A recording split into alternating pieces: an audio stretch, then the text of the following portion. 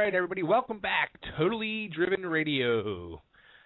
Well, Frank, it's that time of the week again. Time for our big guest. You know, when you told me who the guest was this week, I was like, crap, I don't want to hear about it, Dudley. No, I'm just kidding. I was actually really happy because this is one guy I always thought was a class act in and out of ECW, and he's just an all-around nice guy, and if there was more guys like him in wrestling, I think it would be a better place. It would be a much happier place. The scary part is, like, me and Lou were, we played brothers, 17, 18 years ago, and throughout the years we've, stayed in touch and all, and it's scary, like, how much we both have in common, a lot of the same interests. It really became scary, like, almost like we were brothers. Yeah. The back in the day, I'll tell you, the Dudleys was one of the greatest gimmicks ever. And, you know who my favorite was, just because of the ride home. Dances with Dudley. Dances with Dudley, yes. He was the man. The greatest ride in the history of wrestling. I have no lights. Yeah, he followed us for 2 hours from Jim Thorpe with no lights on. That was funny. Well, on that note, it's the man of the hour himself, Lou Angeli. Welcome to Totally Driven Radio, my friend. How the hell have you been? I'm good. I just want to know how you guys got down the mountain of Jim Thorpe without lights on. That's disturbing. How did you get down the mountain in Jim Thorpe without lights on?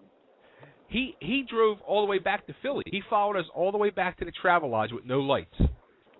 That's disturbing. That's a very disturbing thought. But I'm good. How are you guys? Good. It's been a long time. You're missing us now, so I don't get to talk to you as much. I miss. What'd you say? I'm what? Mr. Vegas. Mr. Vegas. Yeah. No, Vegas is a good place. It's fun. It's a lot different than Philadelphia, that's for sure. But it's a good ride out here so far. Yeah, you seem to be doing really well for yourself. I'm proud of you. I'm like a proud. I guess I'm the older brother, technically. I thought you were going to say you're doing really good for yourself. I don't know how you did it. Nah, come on. You always think like that. Yeah, I mean, you always, after you left the wrestling business, you went out and you were doing your thing. You were out in Denver doing your promotions and stuff? Yeah, look, I mean, I think it was, I got lucky, and the wrestling business was awesome to me because I made a lot of, connections and whatnot, but, I also, I kept a lot of other things going while I was in the wrestling business, and that was, I worked in, for radio, I worked in radio promotions, I did other things that, because I knew the wrestling business wouldn't last forever for me in that role, and, a lot of that extra stuff paid off, but in the end, it's also like a lot of the people I met along the way by being in the wrestling business led to a lot of other things, including like working at WWE and stuff like that, but, it's kind of about who you meet, but it's also about what else you have going on besides what, your heart, wrestling was like my heart and soul, right? But I knew it wouldn't last, so you have to find other things. Now, let's go back in time. Like, how did you get into wrestling and the whole ECW thing and become Sign Guy Dudley? Yeah, I started watching ECW when it was Eastern Championship Wrestling, like many of us did, and I was in college, and I'd always wanted, was fascinated by professional wrestling. I was a huge fan when I was growing up. And so when I came back to Philadelphia for, breaks and summer breaks and all that kind of stuff, winter break, whatever, I'd watch ECW. And finally I was like, look, I'm writing in college. I'm writing for the school newspaper. I was doing a music column there. I said, why can't I do a wrestling column? So I went to the ECW arena one night, and I met Gabe Sapolsky, who was doing the ECW Action Wire at the time. And I said, hey, can I write an article for this? And he was like, sure. Now, I wasn't smart to the business at all at that moment. So he's talking to me and, using all kinds of terms. I have no idea what's happening. I got smartened up, obviously, as I went. But that was kind of it. That's literally how it started, was I started writing for that program, and then the program didn't have any pictures. So I was like, well, I can shoot photos, too. So I became a ringside photographer. And then I had, had really long hair. I used to wear a lot of flannel shirts. I grew up in the metal era, as you know, and I grew up, I was in the middle of the grunge era. And I walked backstage one night, and Raven asked me, he said, congratulations, you're now Sign Guy Dudley. And that was it. It was literally it was a crazy crazy night in and of itself, but I thought it was something that would last like, well, maybe one night, and then I started doing it more and more, and I was like, well, maybe it'll last like 3 months, and then it was like 7 years later, ECW's closing, and I was still performing. It was nuts, but that's how I got into it. I was really, really lucky. I mean, look, it's, how hard it is to get the break in the wrestling business. And now I really didn't know at that time how hard it was, but looking back on it now, and while I was part of it, I was like, man, I'm super lucky. But I did the most I could with it. I went to wrestling school. I did as much as I could to get trained as a manager, and that was it. Yeah, I mean, it was funny because I think I started like maybe 1 or 2 weeks, or was like right around the same time. But you were on the other side of the fence, and you were in the front row, and you had your little sign guy war going with the sign guy Mark. And yeah. So I knew you were a plant there and all, but next thing I know, you're on our side of the fence, and you're going to the ring with us, and it was just growing and growing, and I was like, wow, like, what is going on? Yeah, no, it was nuts. I had no idea what was going to happen. I was supposed to stay outside the ring for, like, a really long time, but Dreamer and, like, Shoot pulled me over the railing one night, and that was the end of that. So I was now going to the ring. So it's a crazy story. Because it shows you how, like, wrestling can be very improvised, and things do happen that people don't plan out and stuff like that. So it was super fun. Now, there was basically like 2 eras of the Dudleys in ECW. There was the early era, which I was part of, which was more of the comedy Dudleys, and then there was the second era, which when they turned heel and just became the monster heels and the tag team, and where they truly built the name of the Dudleys, which became worldwide. Yeah. And you were there for both parts of it. What was your best memories on either end of it? I just like the reactions that we used to get from people and the stuff that we used to do that had a really long shelf life to it, and that, we would do these angles that lasted and just grew and grew and grew. Like when I always like to talk about when I always like to remember the night we broke Beulah's neck in New Orleans, and it was like we did that one night, and for the next year and a half, or next year I think it was like we were married to Tommy Dreamer, Sandman, Spike. Then it was like New Jack was in there, and there was all these different incarnations. But we had this huge long run that was amazing, and I learned a lot about the wrestling business during that run because it was like we were on top. I was involved in every match in some part as much as I could be involved in, but there was always something to do. We were getting a ton of heat. People like Shoot wanted to kill us.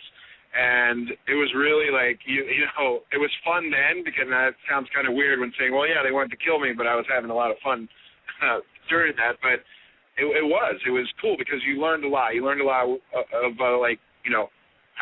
how to react in certain situations, and just kind of.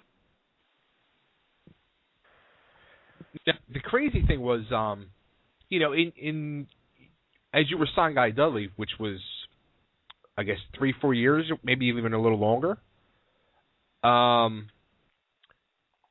You didn't talk. There was no talking going on. And then all of a sudden, the Dudleys were gone, and you were brought back as Lou E. Dangerously. And then you were talking. And I dropped Lou's call. Frank, are you there? Yeah, I'm here. How could you drop our guest? I don't know. His call dropped. Let's see if he calls back in. While he's calling back in, I got to share one of my favorite memories, and it actually involved you and Lou. And because I was backstage at the show, and you had brought a pizza, and unbeknownst to you, the wrestlers decided to snack with. So at that point, you and Lou got the bright idea he had one of the biggest signs I think I've ever seen, and you folded it up and put it in the pizza box. Right, yeah. And that was the one thing, I would bring food every time to the shows, and usually everybody was always after my food, and that one time I brought the pizza, and I figured I would at least try to save at least one slice of pizza. No, that didn't even last. But Lou had the big sign, the big banner, and we folded it up and put it in the pizza box and brought it out. Yeah, because it was actually, it was kind of a shoot on the sign guy in the the Mark sign guy, because he said this is, you know, the biggest effing sign ever, and it was funny, you know. And hey Lou, are you back on there now? Yeah, you hear me? Yeah, we got you. Sorry. Sorry about that. Yeah, that sign, I still have that sign.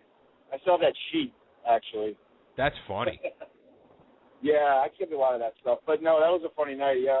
And the whole funny thing is it started out as a rib on the other sign guy. Who knew what would happen? Yes. Who knew?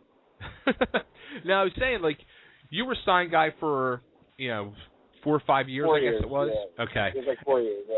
And then when Bubba and Devon went off to the Fed, you were left alone, and they brought you back as Louis Dangerously, which I remember watching, I guess it was the pay-per-view. It was your debut. Yeah. And you didn't talk for years. You would always hold up signs. Nobody expected you to come out, and I'm going to, put you over here, come out and do what you did, because you were able to talk on the mic, and you were awesome. And you were just like Paul, which made it even funnier and just as good. It was just perfect. How did that come about? Yeah, it was fun. It was nerve-wracking because I did debut, technically I debuted at the ECW arena. It was like, basically I managed Mikey Whipwreck one night when he wrestled Mike Awesome in an opening match at the arena, which is like, Tommy Dreamer told me that day, it's basically like a live tryout for you at the ECW arena in the opening segment, which is like, okay, that's not too hard. But, we had talked about it because people like Shoot used to come up to me and, like, if you saw me from behind with my ponytail and my hat on, people would come up and call me Paul. And it wasn't like a rib. They would do that. And then they'd start, like, ribbing around and started calling me Paul as a joke. And then I told Tommy, I was like, let's do Louis Dangerously. And it actually happened. And it was, but that was the cool thing about ECW is you could suggest your own ideas and your own angles, and you'd actually get a voice, and it may actually happen. And that was one of the situations where it did. But it was, it came out like that. It was literally a locker room rip that became a reality. And they tried me out, quote, in the ECW arena, and I cut a promo, and it went well. And then the pay-per-view was that segment where I fired everybody. It was awesome. It was a lot of fun. I look back on it now, and it's amazing. I crack up. And I used to I took a speaking class in college, so that may have helped my promos. Who knows? And you got to do, you did that segment with Billy Corgan and Smashing Pumpkins at the Tower Theater. You went on to do a lot of cool things. Yeah, that's what I mean. I was super lucky because even that segment with Billy was in 2008, and I wasn't even doing anything. I actually worked for WWE at the time, but that's in the office. But, Billy always liked that, man. He always liked that old school manager cuts a promo and goes and messes with everybody, and so he had me do it to his audience one night. It was hysterical. That's funny. So then after ECW closed up, well, actually you were working in the offices for ECW as well, right? Yeah, I was a promoter. So when I knew the Dudleys were leaving, I for sure thought my time was up as a performer. However, I had been working in radio, and I'd started to, make suggestions that if they're going to leave, and Bubba was doing a lot of promotions at the time, then, I'd still like to stick around and be a part of the company, and I would just maybe we could work in the office and help book the towns or promote the towns and that. So they were actually good with that, and I transitioned into that pretty much like as soon as Bubba left. Bubba, literally a week later, I was doing that, and then the Louis thing kind of came up a month later because I think I was off. I didn't perform for 3 months or something like that. It was kind of let them forget about Sign Guy and reinvent and do a new character, but I was able to use the skills that I kind of had gotten outside the ring to now promote for the company, which I thought was cool. And, I give a lot of credit to Paul and Tommy at the time because even when I was getting strapped and there was no more Sign Guy Dudley, no more Dudleys, they were still bringing me all the towns, and I was still doing, just other things, backstage or something like that. So it was cool. Right. Now, which, between the two characters that you played, Sign Guy and Lou, which did you end up liking the most?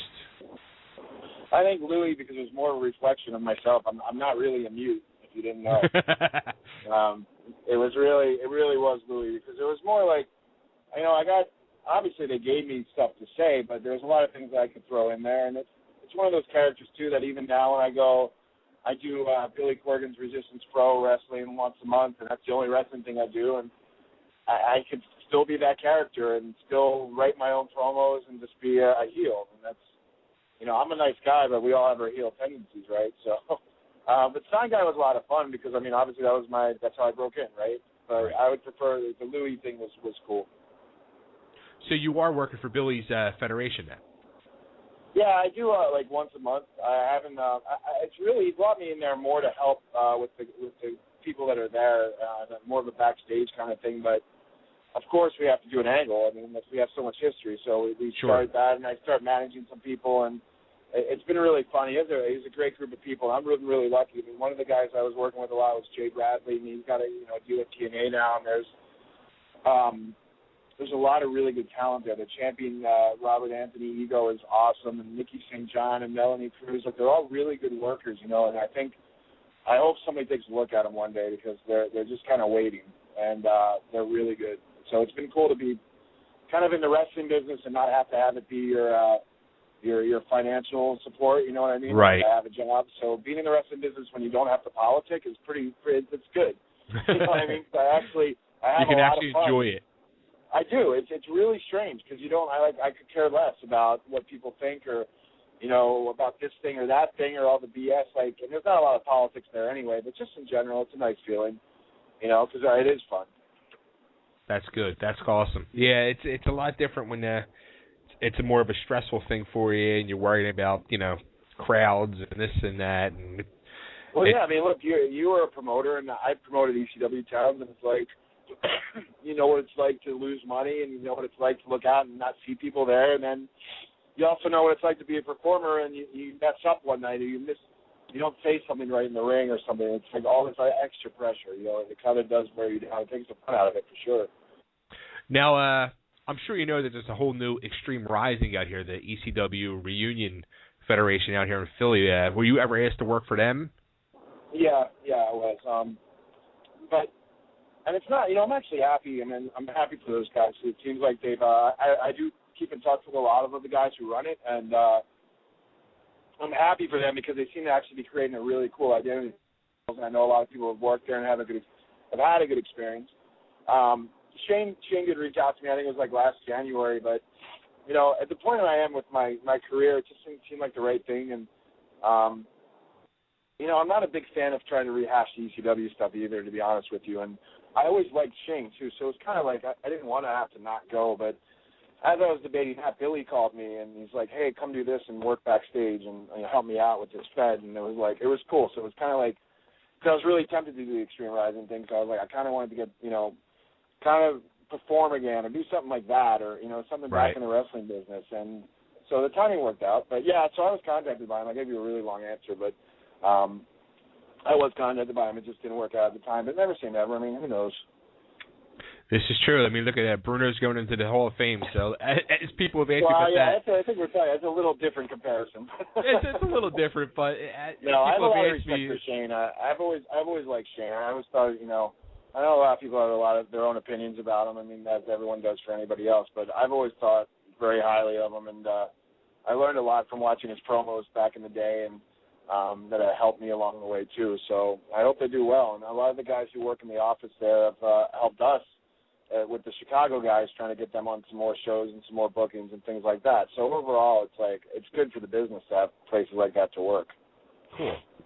Now, after ECW closed up, you were still doing your promoting thing, and you were following that as a career, but then you ended up eventually going to work for the Fed. How did that happen? And you were doing promoting for them, right?